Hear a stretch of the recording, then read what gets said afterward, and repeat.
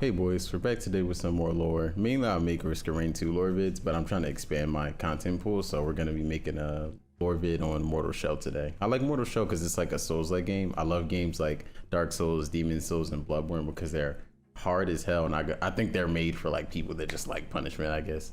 But I went on YouTube and basically I searched to see if anybody had made any Mortal Shell lore vids, and luckily there's only one person that did. So while there's nobody that basically did it, we're gonna hop on that train and basically try to get some videos up before the game releases.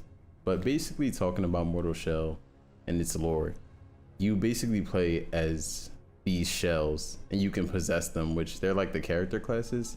And I played the beta, so basically we had access to 2 shells.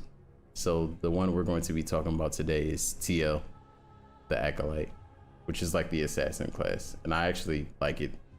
He's my favorite due to his stamina and all that. But to begin even talking about the lore of Tiel, we have to identify what the meaning of his title is, the title of Acolyte. The term Acolyte itself means someone who assists or helps with religious ceremonies or rites, or also can be defined as someone who is a follower of a certain religion, which gives us some insight that Tiel was a follower of some sort of religious organization, sect, or cult.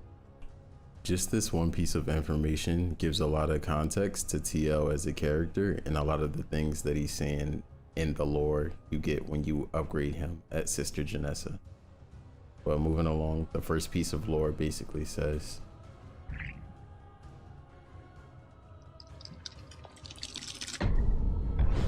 the Oblate dipped a hand into the embers, and the flames leapt at his touch. Drawing back his blackened fingers, he drew a sigil of ash beneath my eyes. The soot burned against my cheeks, growing hotter with each word of purification. From this piece of lore, we can infer that Tiel was undergoing some type of ceremony, religious ceremony at that, maybe a baptism or his induction into the religion itself. But that's only the first piece of information that's very relevant. Moving on to the next one, it reads,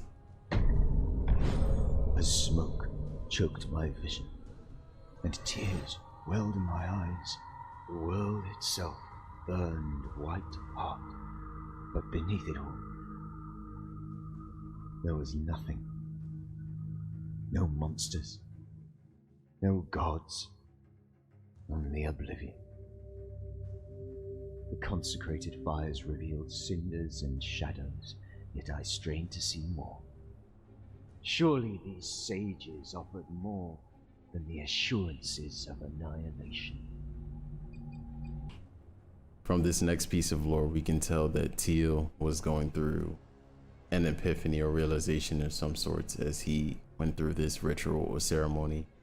And beyond it, through the flames while his eyes burned, he didn't see anything. He only saw death and oblivion. And he asked and felt as if there should be something beyond death, and questioned, was there anything beyond it? Through all the consecrated flames of religion and the knowledge of the sages, beyond death, there was nothing. He wished to see more. He told a truth more terrifying than any other. Those who glimpse it behold no monster other than an utter lack of meaning. The visage of a razor-thin line between existence and non-existence, and nothing in between. From this third piece of lore, we can infer that for Tiel, after experiencing that ceremony and seeing that there was nothing beyond death after the rite he experienced, that he had an existential crisis, or I would imagine that's what it was, because he questions, what is the point of life? There was nothing beyond it. The beliefs that he had, or things that he believed in, didn't matter because there was only life and death once he saw beyond. After learning this information and having the experience he had, I would imagine that Tiel left the religious organization and stopped technically being an acolyte and moved on to a different profession or looked to find his own answers.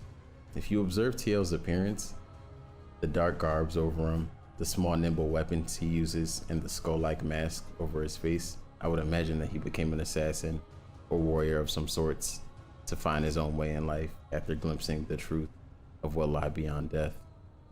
But moving on to the last piece of lore, which is another cryptic one. With the tar throbbing in my belly, I see her clearly. Each movement creates a swarm of copies. They ripple out from her, following their own whims. Some collide and join together, while others split apart, forming new copies. A reflection of reflections spreading out from her. The nexus, yet also indistinguishable. In this segment of lore, Tiel has an interaction with some sort of entity that he's trying to describe, but it's very indiscernible, and we don't have any way to actually conceptualize her, and he describes it the best he can, and his encounter with it. This is interesting because another one of the shells has an interaction with this entity, and his description is different from Tiel's. His description basically reads, First I heard the squeals as if from 100 mouths. Then I saw her, the revered, a writhing mass of sinew, as if all at once she was splitting apart and coalescing. Is it salvation to look upon her? Deliverance? I knelt, losing my strength. I wanted to look away, and yet she was all I wanted to see. This segment of lore comes from the other shell available in the beta, and his experience is very different from Tiel's as he encounters this entity. It also raises the question of whether the other shells available have encountered this entity also, and it also shows that the entity's form and how it is perceived by the individual is different based upon the person. Moving from there, there's one more very interesting piece of dialogue that gives a lot of context to Tiel as a character, and it comes from one of the NPCs, one of the most important NPCs in the game, which is Sister Genessa. If you talk to Sister Genessa when you first adorn Tiel as a shell, she says this. You, or should I say, a distinct lack thereof. Where did you? Do not answer. Just come closer. It's a simple pleasure to glimpse my beloved, even if he's truly gone. Some part of him remains with you. A small consolation, but I shall accept this mercy. Would it please your withered lips to taste my gifts once again? I'm guessing that this piece of lore is very important to the story later when we have more information, but we know now that Tiel and Sister Genessa had some sort of serious relationship at some point. But considering it's just the beta, we have a lot of lore and have gotten a lot of lore from it and could piece together a lot. But I'll be coming out with more lore coming up, and there'll definitely be a part 2 to this video.